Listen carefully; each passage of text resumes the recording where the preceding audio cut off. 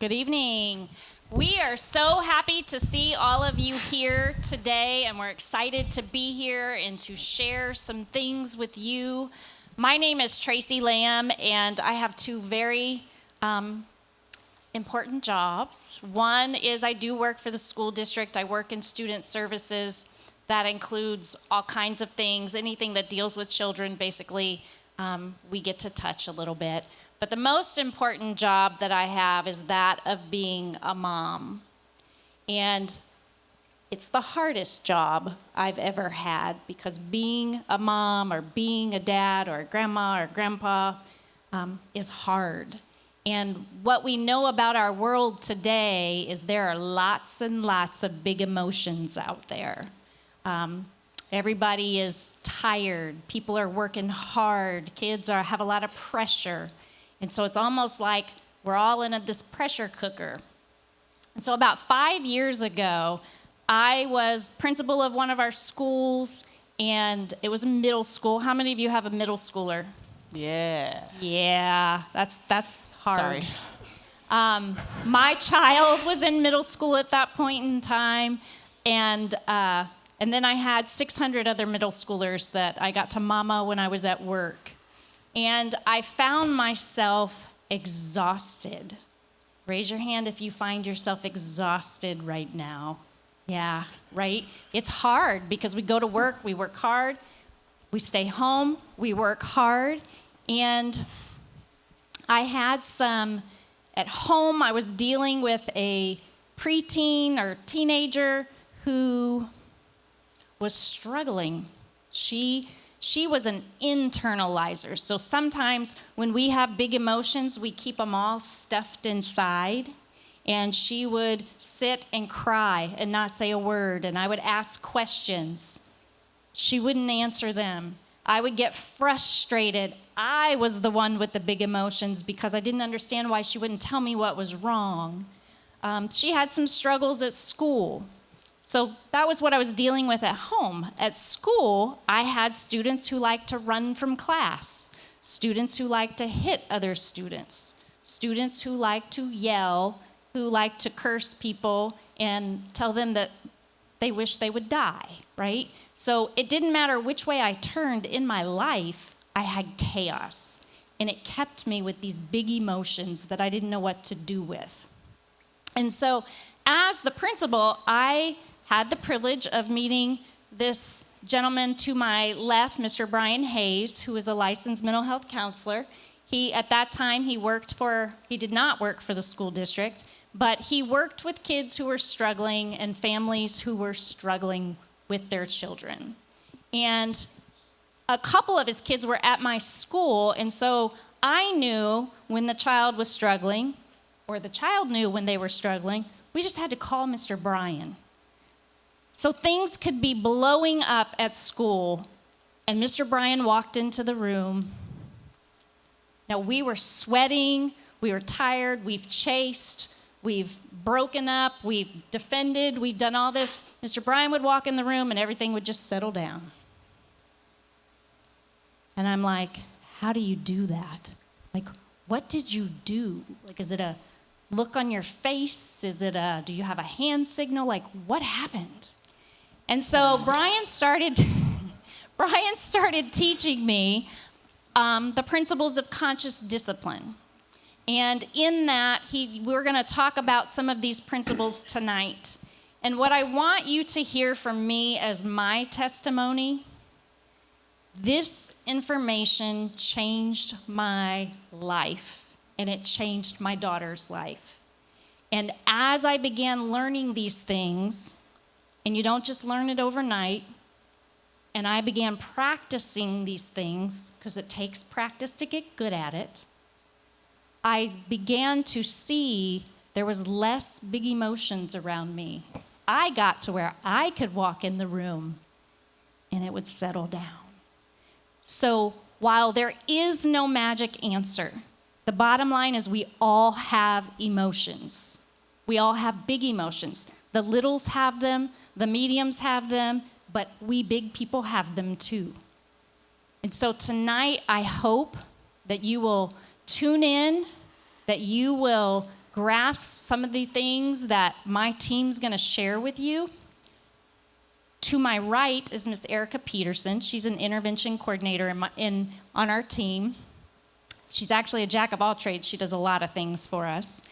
And Brian and Erica came to my team, joined my team at about the same time. And as we started talking with some of the other people in the department, we began to realize we needed to figure out, how do we take this information and how do we help our teachers, help our leaders, help our parents learn how to deal with all the big emotions. And so this team of people came together, we put some things together, and then Brian and Erica present. They're a dynamic duo. You're gonna love listening to them.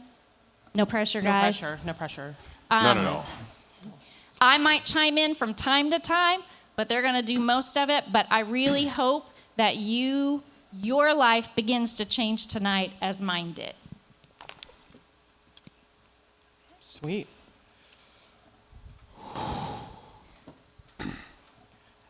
Hey, how are you doing? No, but like really, how are you doing? Thank you. I needed the honesty, right? Exhausted a little bit? Excellent, that's okay. Has it been difficult doing the things? Thank you, honesty, I like it. And that's cool, all right? So what I need you to understand right now is we're gonna talk about a couple things, and at some point tonight you might go, yeah, it's just like that. And that's okay. Because when I got it the first time, I was like, I don't do that. That couldn't be me. And then later on, when I sat with it for a little while, I was like, okay, maybe that is me. A little bit. I'll take the ownership of that, right? And so some things might be a little uncomfortable. I just need you to sit with that uncomfortability just for a little bit and just hear what we're saying and just don't discount everything. Because what we're going to talk about are not things that we necessarily got when we were younger, right? This is not how we were parented, perhaps some of us. And so it's going to sound very foreign. It's going to sound very much like, I guess I'll just let the kid do whatever they want. And that is not what we're saying, okay? So I just need you to woo-saw with me, all right? So before we get started, I am really going to ask you to take a nice, deep, intentional breath. It's really helpful. So it's going to be don't start already. No, okay. We're going to take a nice, deep, intentional breath. It's in through your nose. Hold it there for a second. Really smell the flowers. And then nice breath out. Do you feel just a little bit calmer, or you're still like, lady, get to the strategies. These kids are driving me nuts. Okay. Cool. So I catch myself often asking this question to my husband. What were you thinking? Anyone else ask that question? I ask thank you. So you guys are gonna have to be a little honest with me tonight, all right? I often ask this question of my 8-year-old, who decided last night at about 9:30, after he was already supposed to be in bed, that he was going to make multiple bowls of Captain Crunch. I don't know who they were for exactly, and so I walked down the stairs because I heard the noise, and I was like, what are you doing? Oh, Mommy, I had this great idea. I said, I need you to get in the bed, right? What are you thinking? And what I realized is I ask a lot of other people this question. I don't often ask myself that question, right? And so sometimes I need to sit back for a second and say, what were you thinking? He is 8. Why are you yelling? He is 12. Why are you going after him like that? And so that's what I want us to think about tonight. It's not just looking at these big emotions. It's also thinking about, what were you thinking? You as the parent, as the caregiver, as the grandparent. We have to think about how we're addressing our kids, right? We have to think about, what are we trying to give to them? The other part, I grew up in a very loud home. If somebody wanted something done, they were going to yell it. He's right. He's like, yes, right? And we're going to do it fast, right? Immediately. There's no questions. And so my mother, who I told I was going to say this tonight, so don't tell her, was loud, and she would yell. And so she always went with I'm going to parent louder. The louder I get, the more you'll understand and you know that I love you. Because if I didn't love you, I wouldn't be so loud, right? And I know that was exhausting. I was exhausted listening to her yell at me because I was going to continue to do the things that she didn't want me to do, right? Okay. So we want to parent smarter, not louder. Okay, so if you're a yeller, we're going to work on that, and that's fine. We're about building connections. That's what we want to talk about tonight, is really focusing on creating better connections with our kids, better connection to ourselves, because we have to become self-aware. Okay. So earlier, they were talking about parenting fails. And one of the things is I was standing there, I was thinking about, man, I wonder what those people were going through emotionally in those times, right? Like, what happens when you walk in and your son has shaved his head with a razor? Like, what emotion are you experiencing, right? And then I thought about how my mom reacted to me when I did things that I wasn't supposed to do, right? It wasn't pleasant, right? And so it started me thinking, as you all are sitting here as parents, how many of you actually read a parenting book? Show of hands. Oh. Okay, it's pretty good. How many of you watched videos about parenting? Pretty good. But initially, what did we go off of?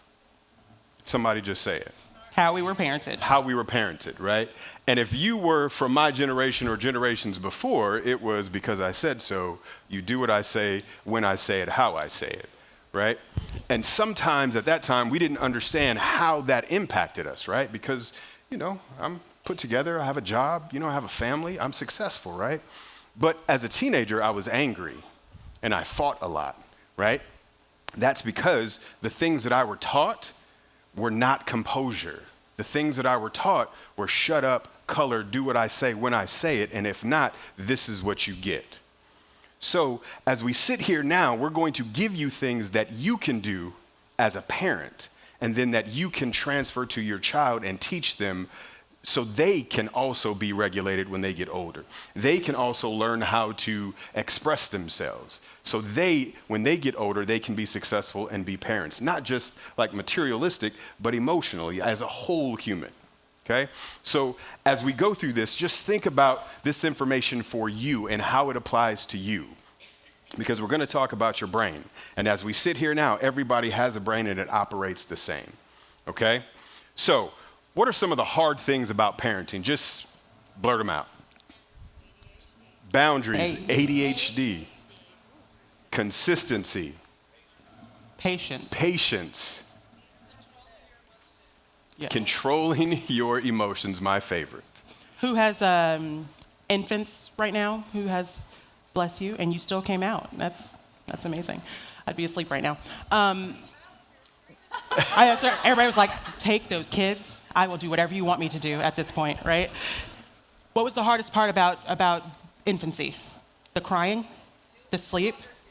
2 under 2. 2 under 2. Okay. I wish you well. All right. Anybody have toddlers? She's like, ooh, no, not anymore. Nope. He's older now. Toddlers. What's the hardest part about raising toddlers? They're busy. They're all over the place. They're running everywhere. They want to touch everything. They want to lick everything. I don't understand them, right? They're talking. Stubborn. Oh, well, yes, all the no's in the world. All right, who has, my middle school people, where are you? Yeah, I taught middle school for 15 years. Yeah. I have a 6th grader now, so now I'm seeing it from the other end, and I was like, oh, I get it now. I get why you guys were frustrated with me, because they don't know why they did anything. They don't know where their homework, nothing. All right. Teenagers, who has the teens? Bless you. What's so difficult about them? What? They think they're grown. They know everything. They know everything. Oh, this is beautiful. Yes. We all have these things, though, that we know as we go through these stages of parenting that make parenting difficult. So let's look at some things that are going to really bring into perspective. And as we go through this, think about those difficulties, because we're going to try to give some examples on why they're difficult and how you can help circumvent, manage, regulate through those difficult moments, okay? All right, here are some of our guiding principles. These are the things I want you to remember as we go through tonight. Remember these. Oh, people are taking notes. I like it. Gold star. Okay, they like it. All right, here we go. First one, adults first. That's y'all. Yep. Right? Adults first. I am the adult. I am kind of managing the things, right? I need to remember that I am the decision maker over myself, and I have to govern myself accordingly because the kids are watching. And Erica, I'm just going to say, before you can fix your children, you have to work on you. And what you learn to do with yourself, your children will do it too. Sweet. Next one is behavior is communication. The things they do are to communicate something. The difficulty is they often don't know what they're trying to communicate, and we don't know what they're trying to communicate. But every behavior is communicating something. So that's part of the fun part of parenting, is trying to figure out why they're doing the things that they're doing. What are they trying to tell me? They don't know how to tell me any differently, or they would. Model what you expect. Self-explanatory. However, very difficult, right? That's all I'm going to say about that. Yeah. I like it. My state dictates your state. The one thing, I'm an energy person. I feel energy, I see energy, and I interact with energy. You have to understand that your energy dictates the other person's energy that you interact with. And that is everybody, including your children. And the last, excuse me. Rock, paper, scissors. Ready? Yeah. Last one is be curious, right? Ask questions. There was a lot of assuming that happened in my household growing up. Like, I did something on purpose instead of asking the question. And sometimes asking the question is enough to open that door to have that communication. So we always want to be curious and start asking questions. All right. How many of you believe that parents should control their children? Why is nobody raising their hand? You thought it was a trick question. It is. That's why they're not raising their hand. Good job. They already knew it. They didn't walk into it. I like it. You guys are smart. You guys are smart. Okay. Yeah, you can't control anybody else. If we could, no one would have any problems with their children, right? Because we would make them do the thing. But that's the hard part, because it feels like we should be able to control them. I gave birth to you. Do the things that I tell you to do, right? And so we have to realize that we can't really control them. There's some things about our kids as they get older and go through the stages that we can control. So let's look at a few of those. When they're a newborn, we have some control over how we communicate with them, right? We cannot control how they communicate with us, because how do newborns communicate? They cry. They cry and they cry, right? If we could control the way they communicate, we would make sure they'd stop doing that, right? We might have a little bit of control over their food choices, but we don't really have control over whether they're allergic to a certain kind of milk or whatever else. And so we have to realize that there are some things we can control, and there are some things that we just really can't. Toddlers. Notice there are question marks. Lots of them, right? Because can you really control the food choices of your toddler? What can I control with food choices? What I give them. What I offer, right? We're going to try some of this and some of this. That does not mean they're going to eat it or like it or not wear it. That's the problem, right? What do you notice about this list? As they get older, we have even less control of them. Surprise, isn't that fun? Right, so now we have a little less control over their location, right? We know they are supposed to be at school, but do I know that they're actually sitting in that class? Or do I get the call from the math teacher that says that they've been sitting in the bathroom every day for the last 5 days, right? I know they're at school, I don't know what they're doing while they're there. So I don't really have that much control over them. And then we have adolescents. Do you really have control over their screen time? They're crafty. I work for the school district. They figure things out. They will find a way. They're so smart, okay? So when we think about control, right, really the only thing that we can control is ourselves. And as a parent, again, I'm sitting here looking at this list and I'm thinking, man, along the way, I am getting more frustrated and more frustrated and more frustrated. Why? Because I cannot control my child, right? In the sense of the word control.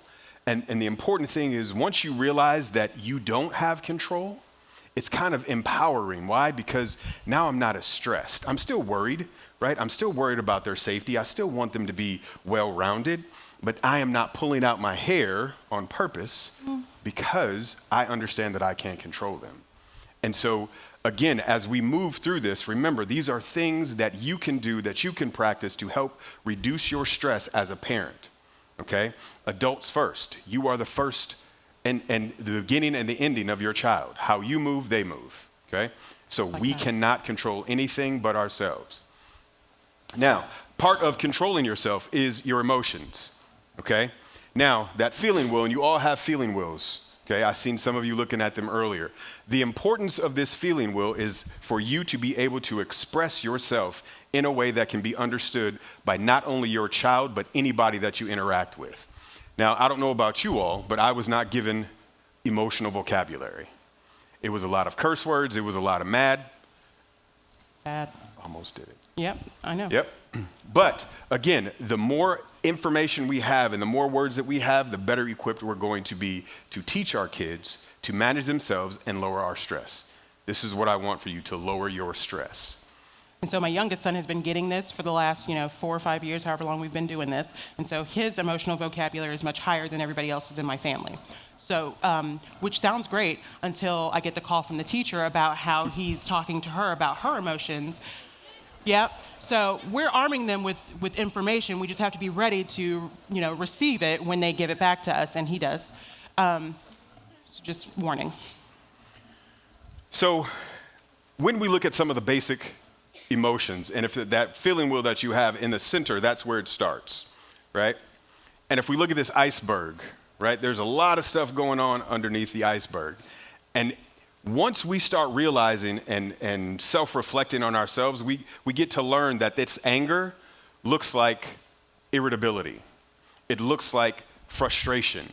It looks like disrespected. There's a lot of other things going on underneath. And again, as a parent, I have to realize my emotional state before I interact with my child. Why? Because my state dictates their state. If I'm tired, if I'm angry, if I'm hungry, and I go to my child and I have an interaction with them, they are feeling that energy. I love thinking about hidden emotions because I start thinking about what does that look like in my life, right? And so my husband is good at paying attention to this because he'll ask me about my money situation. And I work for the school district, so over the summer it gets real dicey because they give me all my money at the beginning of the summer. It's not wise. And so, about a month in, he's like, so tell me about how you're doing with money. And then I immediately, right? The dragon comes out.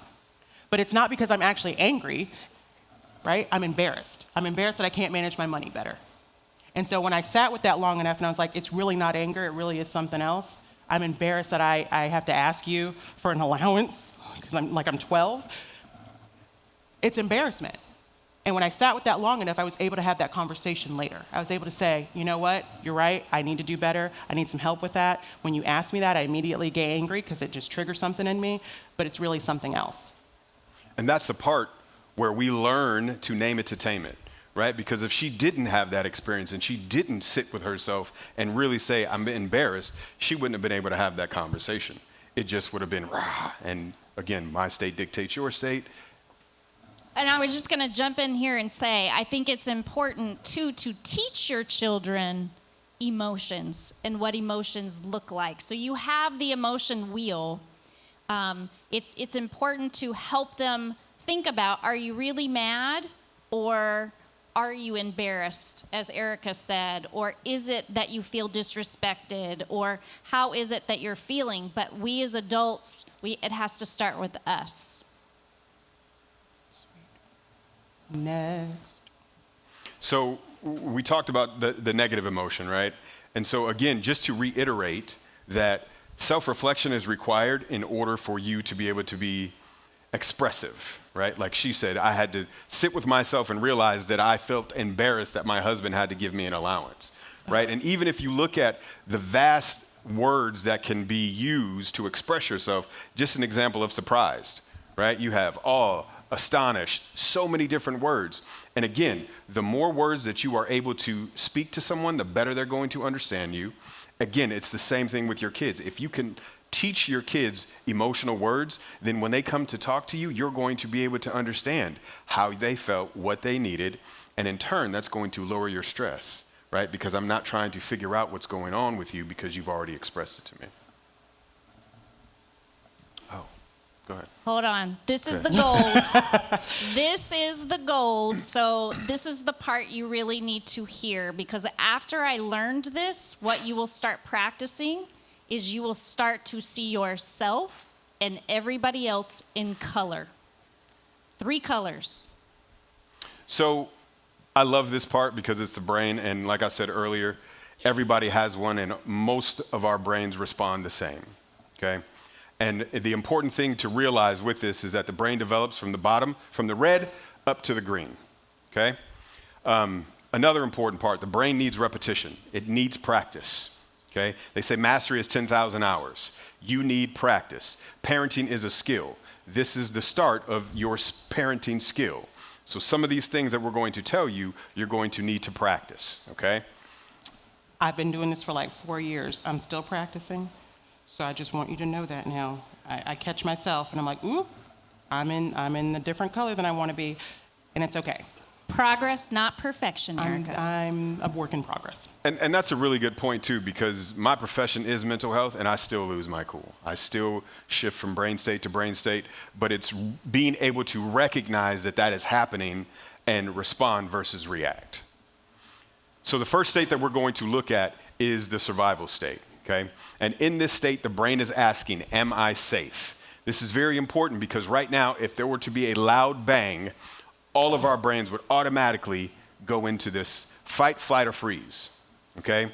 Now, if you have littles, this is probably a lot what you're going to see because it looks like yelling, screaming, crying, hiding, okay? And for some, like older teens maybe, it looks like silence. I'm not saying anything. There's a couple important things about this. Number one, because the brain is asking, am I safe? The individual that is in survival state may not feel safe. We may know that they're safe, but their brain is telling them they are not safe, okay? So one of the most important things that you can do is just breathe. That intentional breath that we took earlier, that is what you do to help the brain go to the next couple states that we're trying to get to. Smell the flowers, blow the bubbles. And if you think about parenting, for you, before you interact, if you feel that there is something wrong, you got bad news about your kid, whatever the case may be, one of the first things you should do before you interact is take a deep breath. Take 3 or 4 of them, intentional breaths, right? Because that sends signals to the brain to help slow your heart rate down.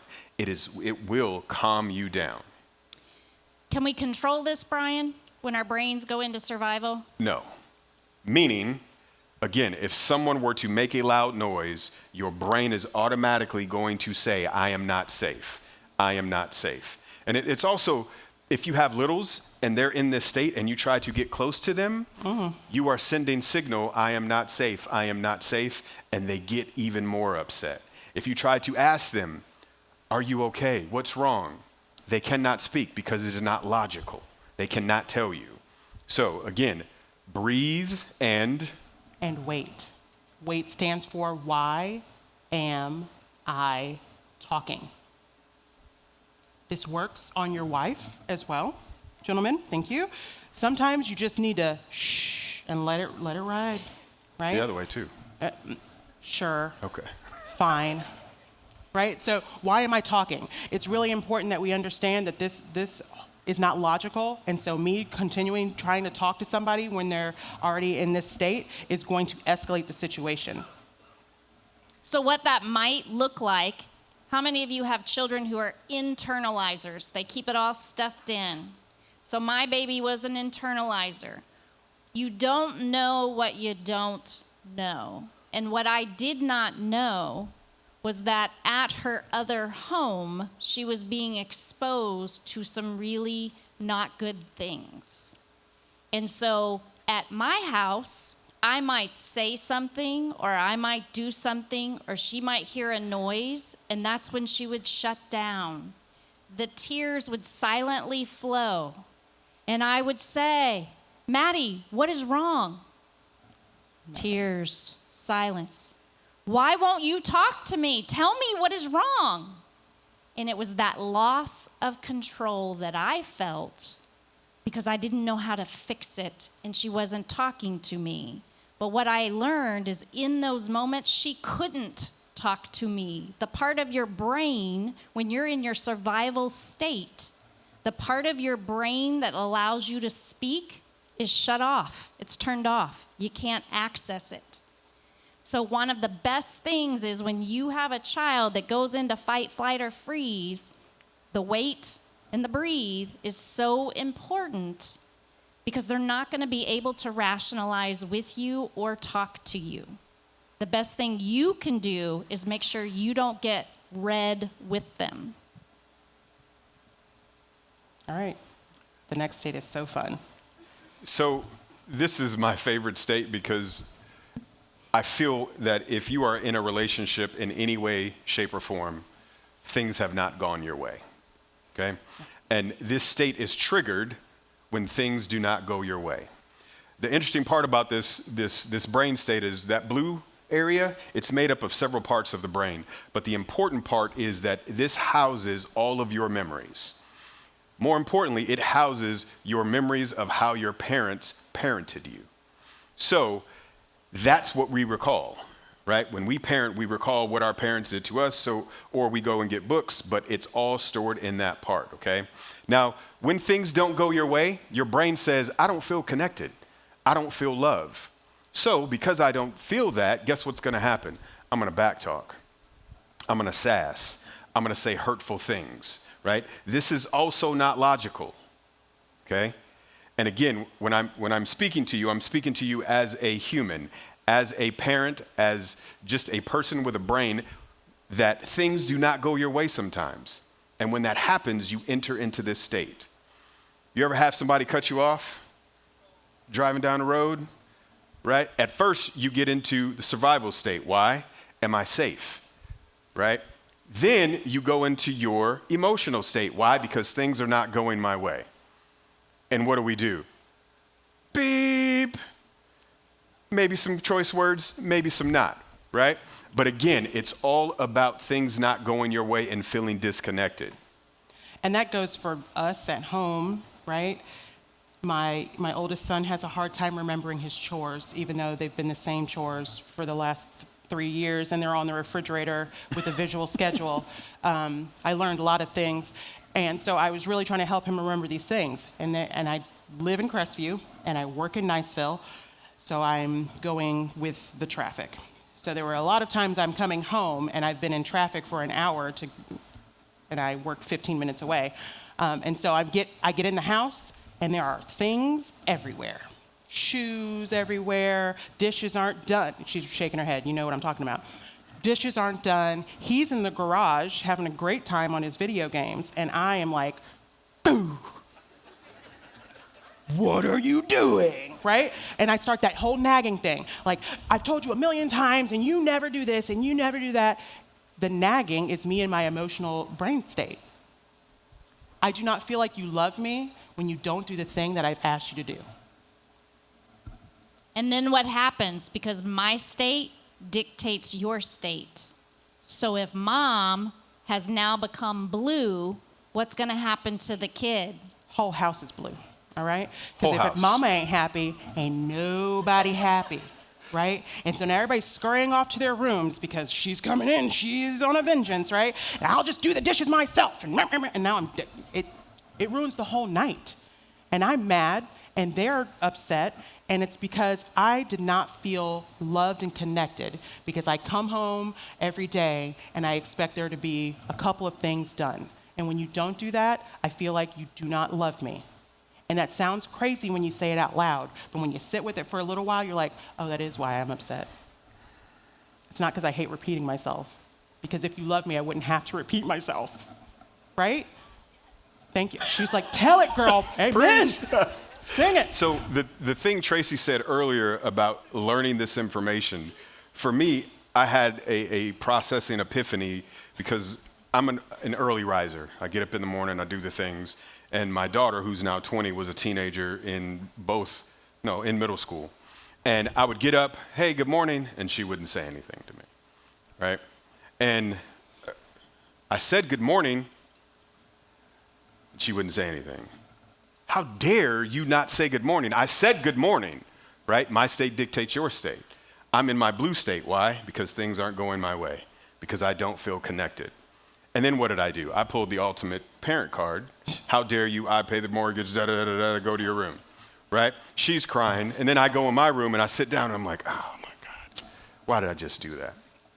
But then when I came back from conscious discipline and I learned about this, I was like, good morning. She didn't say anything. I was like, oh, okay, breathe. You can do this. You can handle this. It's okay. And I didn't say anything. Next day, same thing. Good morning. I didn't say anything. And then one day, I was like, good morning. And I was bracing myself. She was like, good morning. And I was like, oh my God. Oh my God. She does love me. Like, this is amazing, right? And in that moment, I learned as a parent, I have to be able to model what I expect. I have to understand that my state dictates her state all the time, right? So this stuff, when you really grasp it and view it from yourself and not externally, like trying to see your brain state, when I experience my own brain state, then I can choose to respond instead of reacting.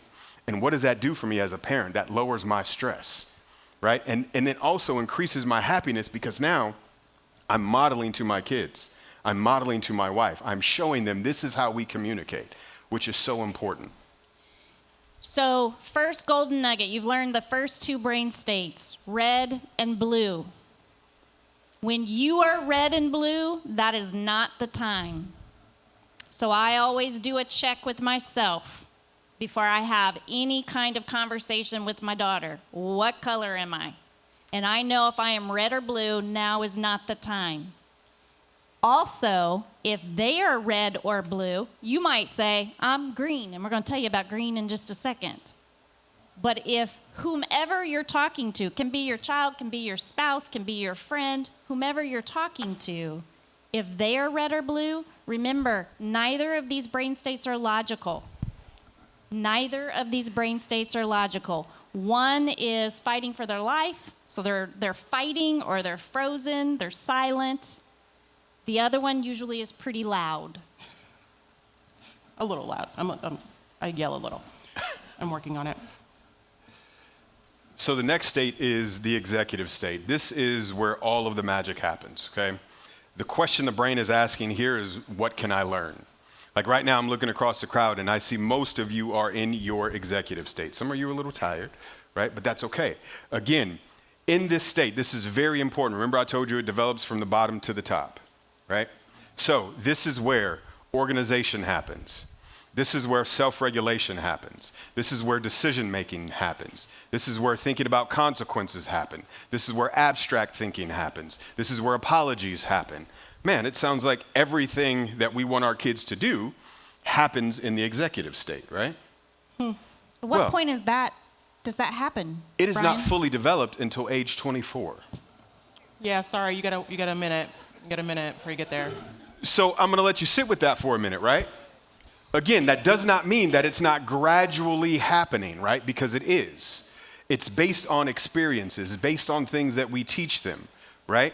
If we do not teach them organization, guess what they don't have? Organization. And guess what happens to us? We get mad because you're not organized, right? So the question I like to ask in this state, if it's not developed until 24, why are we arguing with a 12-year-old? Because it feels so good. When a 12-year-old tells you they don't know, they don't know, right? When you get into an argument about the lights, they don't care, At all. right? Not because they're disrespecting you, not because they don't appreciate it. It's because literally they don't have experience of paying bills. And it's just a light. Why are you mad? Because I've said it 55 times. Right. Today. But again, if we are going to reduce our stress as parents, if we are going to help them turn off the lights more, we have to understand that it's really important that you turn off the lights because maybe if you don't, you won't get a Christmas present. No, I'm kidding. No, don't say that. But it's understanding, right, that it's not purposeful. They're not doing it to make you angry. They're doing it because they don't have the life experience and it does not matter to them. And that's okay because their brain doesn't fully develop until age 24. Here's the fun part of this.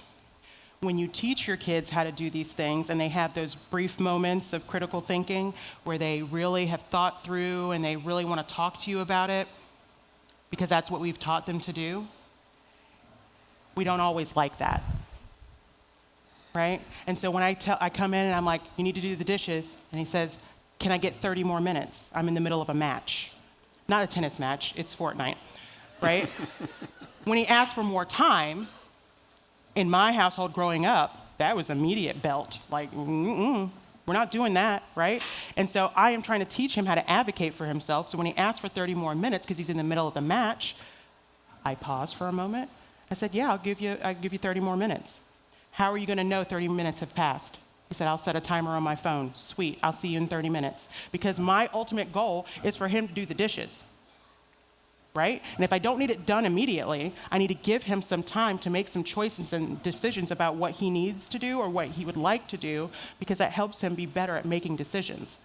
If we're always telling our kids exactly what we want them to do, exactly how we want them to do it, they never get the chance to make mistakes and learn from them, because we're trying to control everything that they do.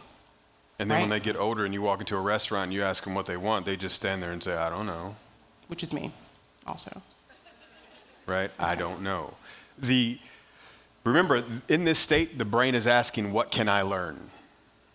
What can I learn? So when they're asking these questions, again, it's the brain trying to figure out what can I learn. And is there maybe a little glimpse of because they want this thing? Absolutely, it is, right? And again, your brain operates the same. This is the importance of this information, because once you can see for yourself how you are reacting or responding, then again, you can teach your kids. What we got next? So where do you spend all your time? First homework assignment. Thinking about where are you most of the time. And I want you to know, each brain state is not good or bad. Yes. People feel like I'm not allowed to be red. I have to always be green. And that's not what we're saying at all. You're supposed to feel all of your emotions. Emotions are fine, emotions are good. So it's not one is bad and one is good. It just is what it is. And so recognizing where you are is really important. If you feel like you're often in the emotional brain state, how do you make sure that you shift out of that? What are you working on to get you back to green, right? All right, so we're going to talk about our guiding principles one more time. Adults first. Anybody familiar with Q-tip? You heard that before? Great, I'm going to talk to you about it. So adults first, because you have the fully functioning frontal lobe. You are great, some of us are better than others at making good decisions, at thinking things through. And so we have to do that more often. When our kids are upset and they're doing the things, we're going to remember that it's us first. It has to start with us. We have to be the calm. So let's talk about one of the strategies that'll help us do that. Q-tip stands for quit taking it personally. Their upset does not need to be your upset. Them saying something and being upset about something does not mean that they are trying to attack you. Oftentimes, people feel frustrated and they say things, and most of the time, it has nothing to do with you at all. They're just upset and frustrated about something. What happens is we take that personally, and we're like, oh, now you're attacking me. You're being disrespectful, when they're really just frustrated or overwhelmed. Oh, And sorry. if we think about the brain states, right, and Q-tip, what happens when you tell your kid to go do chores? Oh, yeah, I thought you wanted to do Things aren't going their way, right? They're in their emotional brain. And what do? We take it personal, right? Because my state dictates your state. So again, when we learn these things and we practice these things, I can look at you and know that it's because you don't like it. And it's okay. Just go do what I asked you to do. I don't right? like it either. That's why I'm Right, not doing the dishes. exactly. I don't like it either. That's why you're here. Going to do the dishes. Cooks in the home. How many of you ever sweated over making the most incredible meal ever? And everybody comes to the table and somebody at the table's like, ew, I don't like this. Every day. Woo, woo, there's nothing that makes me madder, right? Emotional state. But again, it's not personal. I don't like everything either. So just because I made it and I think it tastes great doesn't mean everybody around the table has to love it. Brian taught me this saying, and I love it. And my husband started using it at work too, so I know it's really working, right? Is it happening to me or in front of me? Is their emotion happening to me? Is it directed at me, or is it just something that's happening in front of me? Is it their emotion? Because sometimes we take somebody else's emotion and we want to wear it because it feels good. What? Did you ever tell your mother you hated her? All the time. Yeah. What do you say? I mean, under my breath, because I was not saying that out loud. Worst whooping I ever received. Yeah. My mother was sitting in the carport shucking corn. So there was stuff that's everywhere. country. It was on her lap and on the towel. And she and my brother, who had a great, close relationship that I was very envious of, were making fun of me or kidding me, teasing me about PMS is what it was about. And when you're PMSing, you don't want anybody to tell you you're PMSing, right? Yes, 100%. Emotional brain. Emotional brain. And so I looked her dead in the face and I told her, I said, I hate you. Wow. Girl, oh my goodness, the corn shucks went flying. I got grabbed by the hair. That woman was, she was ready to fight. I wish she would have known what I now know. Because now, when my daughter says, I hate you sometimes, I can say, let's talk about that a little more. Tell me what you're really feeling. I hate you. Tell me more. I know she doesn't hate me. I'm her favorite parent. I know that, right? But in the moment, that's what they feel. And it's, as Erica said, with the brain states, it's okay to be wherever you are. It's okay to feel what you feel. It's about the shift. I'll shift. And in that example, it's really important to understand that you are going to experience emotion. If your kid says that they hate you, it's going to hurt, right? It's going to make you feel a certain type of way. The thing you have to realize is that, again, is this happening to me or in front of me? And that's such a powerful thing when you think about that, because I have gone into Starbucks, other grocery stores or something, and I walk up and the person is just unhappy. And they're giving me attitude, and I just feel the energy, and I want to give them that energy back. And I may have done that before I learned this, right? Because I felt attacked. I felt you are coming at me. And so I'm going to give you that same energy. My state dictates your state. But once I learned that, I just smiled at them and I wish you well, right? Because I understand I've done nothing to you. You are unhappy about something, and that's okay, because your state is not going to dictate my state. And if you have a teenager, I implore you to try this method and think about this, right? Because they live in an emotional state. And what does that do for us as parents? It aggravates us. It makes us upset because we don't understand. So again, to reduce your stress as a parent, to help your kids learn how to regulate, you have to start instilling some of these things. Is this happening to me or in front of me? So, Mr. Bryan's magic, this was the magic. When I asked him, this child's tearing up the classroom, beating everybody who gets near him. You walk into the room. He didn't say anything. He didn't do anything. He was taking deep breaths. And what started to happen is the child in their red brain state shifted right on to Mr. Bryan's green brain state. What my team was doing was we were in our emotional brain because things were not going our way. We couldn't fix it.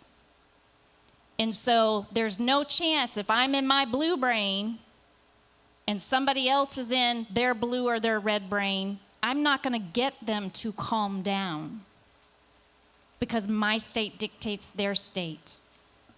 So what you find, even though it feels uncomfortable, in the moment you want to fix it, the best thing you can do, take those deep breaths, and what you will find is the person you're interacting with will eventually follow. You want to be a thermostat and not a thermometer, right? Thermostat, you set the temperature of the room. I'm saying this is what's going to feel like here. Whereas a thermometer is reading and going up and down depending on whatever's around them. That's what's tiring.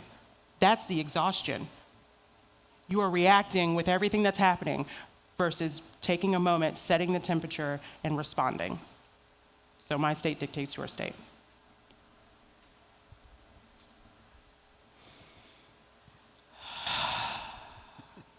I just need to take a breath. It felt really good. So it's scientifically proven that when you take deep breaths in through your nose, out through your mouth, it sends signals to your body to redistribute your blood, shift from the survival state back to the executive state. It slows your heart rate down, okay? So again, these things that we are telling you, it will help calm you down. And when you are calm, you're better able to manage situations. This is what's so important as a parent because there's always a situation, right? Always a situation. So again, intentional breaths. And the thing that she was talking about is me walking in and breathing. The brain has this very interesting thing called mirroring neurons. It will mimic what it sees when it knows the end of it. So it's almost like yawning. I'm sure we all have seen somebody yawn and all of a sudden they yawn and you're like, stop doing that, right? The brain automatically will do it. So if I understand that you are in your survival state, I am calm, I walk in and I breathe, your brain will follow. So again, if you have an upset child, an upset spouse, you just sit and breathe, right? With the intention of understanding that it is going to help calm the situation. And when the situation is calm, we can handle it. We can talk about it. We can figure out a solution. Mirroring neurons. How many of you ever cried at the Hallmark commercial or at the Lifetime movie, or you have a friend who's really sad and you cry with them? That's what we're talking about. So you want to be the one that's mirroring what you want to happen. So my youngest has a hand signal that he came up with to help me regulate myself because, again, he is the boss of me. And so this is his hand signal for me. That's what he decided on, right? He does a little heart. And so don't awe that. Gets me every time, right? So we're in the van and it was Christmas night and we're coming home and they had gotten a Nintendo Switch and I was like, I did it, knocked it out of the park, got the best gift. And one of the kids made the comment, man, I didn't get any Pokemon cards. Oof. And I don't know if you know the price difference of those two items, vastly different. I would have much rather given them the Pokemon cards. And immediately I am just, you don't appreciate anything, and now I'm going off. And it's Christmas evening and I'm still just angry. And I look in the rearview mirror and the youngest one is back there like, Mommy, just breathe, Mommy, just breathe. Because he's been getting this. He does it at school, right? He talked to me last night and he was getting upset about something. He's like, I have to take my breaths. Hold on a second, Mommy. Tears. Right? And he's crying. And that helps me because I've taught him this thing and we're working together. And it's okay. I laugh because I'm like, he's checking me, but that's he's doing the thing that I've taught him to do and he's modeling for me because I've modeled for him. It's a beautiful thing, I'm just saying. All right, cool. It is beautiful. Behavior is communication. One of the things I find interesting in being in mental health and working with parents is that when they have infants and young kids, right, the baby cries, and what do we check for? Mm-hmm. Diaper, hungry, tired, teething, pain, right? And they're not even saying a word. But somehow, as they get older, we forget that behavior is communication, right? So when they do things, we start saying or thinking that, how dare you? Why would you do that? You won't do that, right? But somehow, somewhere, they're communicating with you that something is wrong. Now understand, they don't have the emotional vocabulary. They don't have the words to be able to express to you that they didn't like the fact that they couldn't have a cookie or a bowl of Captain Crunch at 9 o'clock, right? Yeah. So or that she took my toy. Yes, she took my toy. So again, it's very important. And I'm going to keep saying this, if we're going to reduce our stress, if we're going to teach our kids to be more balanced, we ourselves have to pay attention to ourselves and understand that everything we do is communicating a message. Mm-hmm. This is, Erica just talked about this, but I think this is so important, and I love these pictures, right? Because if I model what I expect, I get nothing else, right? So if my teenager didn't clean their room and I kick open the door and I tell them, you never do anything, I don't even have to kick in the door. I could walk in with an attitude and say, just give me your phone, right? And then I say some things like, you never, how come you always, right? What am I modeling? Am I modeling respect? No. Am I modeling balance? No. I love social media, right? I see all these great little videos of these little kids walking around saying curse words, doing all kind of funny things, and everybody's just laughing, ha ha, it's so cute, until they're 12. Now it's a problem. Right? And again, if we think about every opportunity that your child is in front of you, they're watching you, they're hearing you, they're listening to you, you are teaching them. You are teaching. If you are on the phone with somebody and you're giving them the business and your kid can hear you, guess what you are teaching? How to give people the business, right? So if I want to reduce my stress in my house, if I want to teach my kid, what do I have to do? I have to model what I expect. At school, I speak to everyone the same way. Yes, sir. No, ma'am. Even a kid that's in trouble. Yes, sir. How you doing, sir? Let's talk about this, sir. Why? Because when they see me and interact with me, I want them to know Mr. Brian shows me respect. So I'm going to show them respect. And even if they don't, I say, hey, sir, am I talking to you like that? No? Okay, then match how I'm talking to you. And what do? They match. Because why? My state dictates your state. And I'm modeling what I expect. So but remember, we have big emotions too, right? So we're not going to be green all the time. And so when we are feeling some kind of feeling, it's okay to say, Erica, I just need a minute. I am feeling really frustrated right now. Let me just take some breaths. Because Erica's then learning, oh, okay.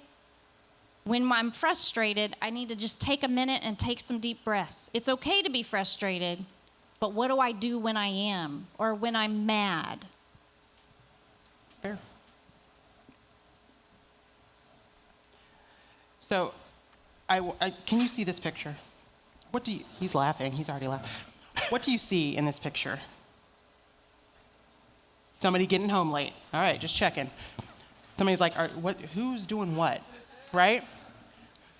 Have you seen something like this or been through something like this? You think you're sneaky and you're not really as sneaky as you think you are? Even if it's hand in the cookie jar. Yeah, just caught, right? It's important that we be curious. Because what we could do right now is start going off about why you're late and your curfew is this time and you didn't do this and you didn't do this. Rather than, is everything okay? You're later than you're supposed to be, so I want to make sure everything's fine. Did you get stuck somewhere? Because I know that if you were in trouble, that I want to make sure you knew that you could call me, right? Because when we don't continue to be curious, that's when people become sneaky and they try to do these things and they try to hide things from us because they're scared. And it's okay for them to still have a consequence. Oh, yes. Right? It doesn't mean they don't have a consequence, but before you jump to conclusions, the point is be curious, talk it through with them and find out what really happened. I think curiosity is the executive state, right? Asking questions, what can I learn? And again, if we are going to reduce our stress as parents, if we're going to help our kids be better, then we must be better. Right? We have to model what we expect. Ask curious questions so they become curious and ask curious questions. But when they do, don't be upset. Why? Because they're in their executive brain. They're trying to learn. And again, I think this is also important. We talked about earlier, remember that blue part, the middle of the brain? Some of you may hear some of this stuff and be like, oh no, that's not for me. It's okay, right? But for me, I'm all about choices, right? I understand that I can choose this or I can choose that. Right? But I don't know what I don't know until I find out differently. And then when I find out differently, I have a choice to do better. That's the only thing. So you have a copy of this. I know it's it's a lot, right? It's like there's a lot of words, there's colors, I don't know. So the cool thing about this is it's going to go through the different stages and what that looks like and things you can do as a caregiver with your kids. Things to remember. So remember, the brain starts from the brainstem, and that's how it starts, and then it's going to develop this way. So that's why it's in different colors, and that's why it's by age. So take a look at that, use that how you will. Okay. Oh, no, keep going. So forward. There it is. Yeah. There it is.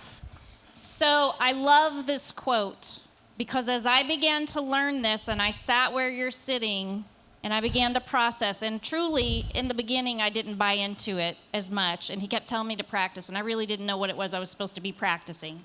So I'm going to tell you what you're supposed to be practicing is recognizing what brain state you're in and being aware. But I learned I was doing a lot of things that was making everything worse, especially with my own child. I was escalating situations, and I felt so guilty. Like I felt like, oh my goodness, this is my fault. Like I've done this to my child. And one of the things Brian said to me, so if you're sitting here and you're thinking, oh my gosh, they're telling me not to do all the things I do, right? It's okay. Because it's all about, you don't know what you don't know. And now you know the science behind behavior. You know why people react and act the way they do. So I love this quote because it's okay. It's about moving forward and doing it differently, smarter. Not louder. Right? All right, so you got 2 handouts. One has the emotion wheel on it. Use it. Just the 2 of you guys talking through it together before you try and do something with the kids. This is about you and you increasing your emotional vocabulary. So when the thing happens and you have an emotion, go to the chart, figure out which emotion it is, and then communicate that to the person sitting next to you, right? So we're going to practice that. The other side is the brain, and it goes over the different stages and things you can do. Your second page has the brain states on the back. It has the 3 brain states, so now you know exactly what those look like and what to do with those. But on the other side of that page are 10 commitments. So you as a parent, you came here tonight because kids have emotions. You came here tonight because you wanted to do something differently. You wanted something. And so I know that you might feel like you're doing a terrible job, but you wouldn't be here if you were really doing a terrible job, right?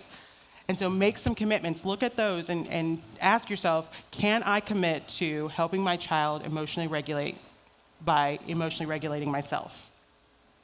Okay? Oh, yes? Last but not least, we would love some feedback. So if you have a phone, if you just hold up the little camera to this nice little box over here, the QR code, we're just going to ask a couple questions of you. I feel like you're taking my picture right now, so I'm kind of getting nervous. I'm going to move over here. So a few questions. We would just love your feedback. We've been doing a lot of presentations. We've been presenting to a lot of the district people, and so this is our first time getting to talk to a group of parents. So thank you so much for being our first class. But we would love to hear from you. And the feedback, just be honest.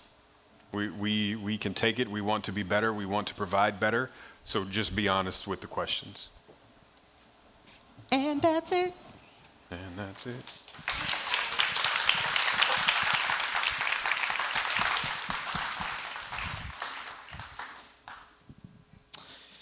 That was exceptional. I thank you guys for being here, for sharing that, and I feel lucky to be your first class. So that was awesome. That was awesome. Hey, we're so excited you guys are here with us today. One of the things I talked about I love is taking a deep breath. Chances are you're going to get to practice that in less than 5 minutes. So let's all take a deep breath together one last time. Hey, thanks so much for being here. If you're looking for a place to attend on Easter, we'd love to see you in a couple weeks right back here at Beachside. But if not, we'll hope to see you again here soon at some point. But thanks so much for being here tonight. We hope you had a great time. We think your kids probably had fun as well. And enjoy the rest of your week. And hopefully we're all a little bit better parents after tonight. So give them a round of applause. It was so great. Again, my name is Jonathan. If you guys need anything from us, please let us know, and hopefully we'll see you guys again really soon. Bye.